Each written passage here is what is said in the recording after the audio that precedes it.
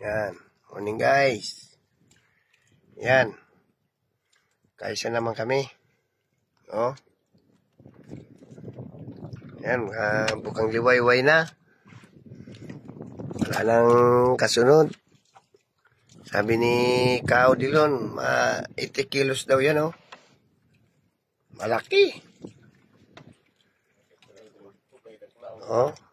Hinihintay namin yung pangalawa. Umaga na. Wala nang wala na sigurong kasama. Pero hinihintay pa namin. Baka mag-chat pa. Yan o, paiga-iga si Katilo. Napagod kang malaking tuna.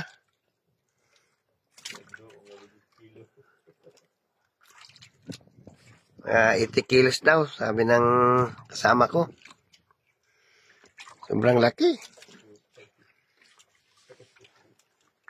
Yung mga guys, manood kayo sa namin mahuli. Yan.